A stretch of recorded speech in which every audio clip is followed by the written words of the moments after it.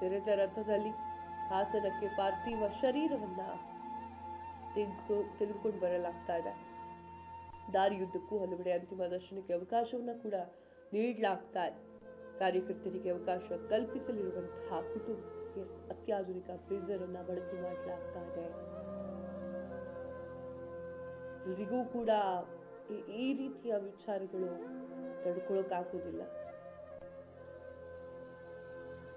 ಅಂತಿಮ ದರ್ಶನಕ್ಕೆ ವ್ಯವಸ್ಥೆಯನ್ನ ಕೂಡ ಮಾಡಲಾಗಿದೆ. ಮಾವಿನಕೆರೆ ರಂಗಸ್ವಾಮಿ ಬೆಟ್ಟದ ತಪ್ಪಲ್ನಲ್ಲಿ ಅವರ ಅಂತಿಮ ಸಂಸ್ಕಾರ.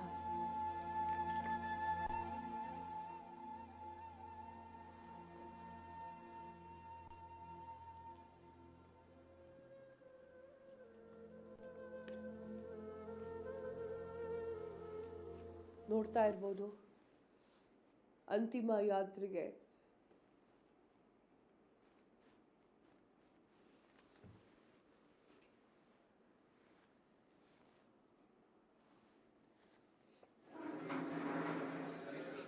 ಅಂತಿಮ ಯಾತ್ರೆಗೆ ಸಿದ್ಧತೆ ಮಾಡಿಕೊಂಡಿರುವಂತಹ ವಾಹನ ಇದು. ಅತ್ಯಾಧುನಿಕವಾಗಿರುವಂತಹ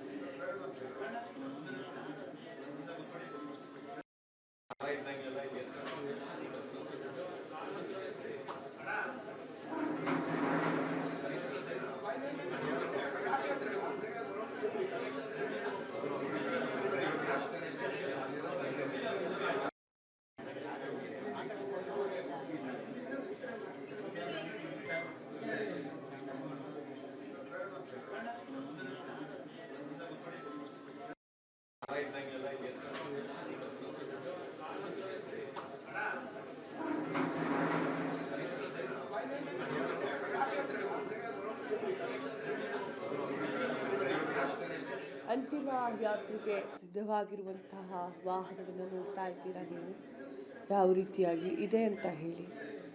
ಅಂತ್ಯ ಸಂಸ್ಕಾರಕ್ಕೆ ಅವರ ಪಾರ್ಥಿವ ಶರೀರವನ್ನು ಹಾಸನಕ್ಕೆ ತೆಗೆದುಕೊಂಡು ಹೋಗಬೇಕು.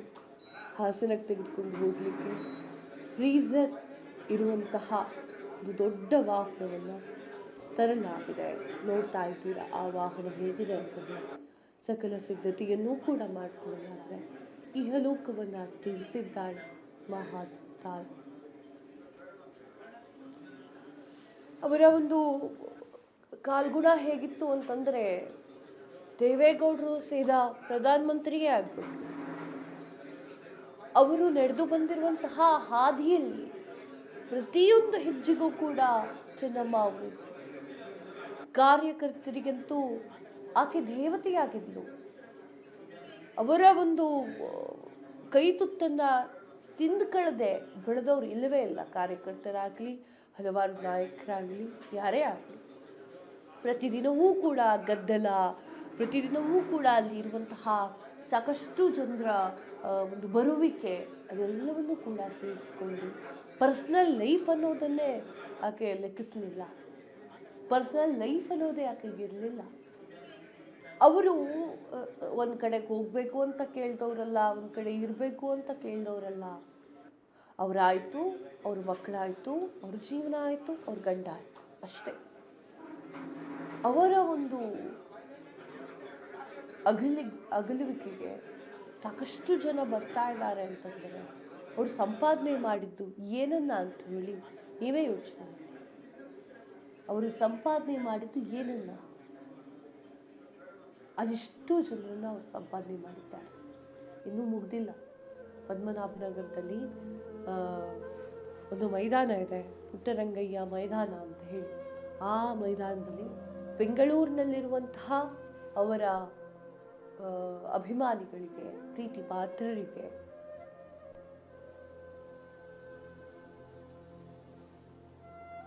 ಪಾತ್ರರಿಗೆ ಅವಕಾಶವನ್ನ ಮಾಡಲಾಗ್ತದೆ. ಎಸ್, ಈಗ ನಾವು ಲೈವಲ್ಲಿದ್ದೀವಿ. ಸಂಪೂರ್ಣ ನ್ಯೂಸ್ ಪ್ರತಿಯೊಂದನ್ನೂ ಕೂಡ ಅವರ ಅಭಿಮಾನಿಗಳಿಗೆ, ಅವರ ಹಿತೈಷಿಗಳಿಗೆ ತೋರಿಸ್ತಾ ಇರುವಂತಹ ಒಂದು ದೃಶ್ಯ ಇದು. ಲೈವ್ನಲ್ಲಿದ್ದೀವಿ. ಯಾವ ರೀತಿಯಾಗಿ ಜನರು ಬಂದು ಅಂತಿಮ ನಮನವನ್ನ ಸಲ್ಲಿಕೆ ಮಾಡ್ತಾ ಇದ್ದಾರೆ ಅಂತ ನೋಡ್ತಾ ಇದ್ದೀರಾ. ಹಲವಾರು ನಾಯಕರು, ಹತ್ತಿರದಲ್ಲಿರುವಂತಹ ಸಾಕಷ್ಟು ಜನ ಎಲ್ಲರೂ ಕೂಡ ಬಂದು ಅವರ ಆಶೀರ್ವಾದವನ್ನ ಪಡಿತಾ ಇರುವಂಥದ್ದು ಕೊನೇ ದೃಶ್ಯವನ್ನ ನೀವು ನೋಡ್ತಾ ಇದ್ದೀರಿ.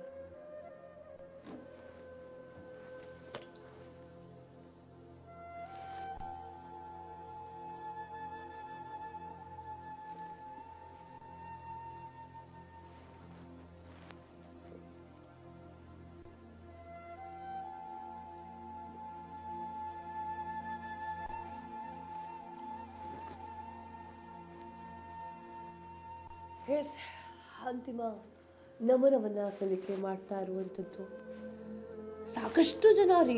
ನೀವು ಗೌಡ್ರ ಫ್ಯಾಮಿಲಿ ಅಂತಂದ್ರೆ ಪುಟ್ಟಾಣಿ ಫ್ಯಾಮಿಲಿ, 4 ಜನ ಗಂಡು ಮಕ್ಕಳು, 2 ಜನ ಹೆಣ್ಣು ಮಕ್ಕಳು ಅಂತ ದಯವಿಟ್ಟು ನೋಡಕ್ ಹೋಗ್ಬೇಡಿ.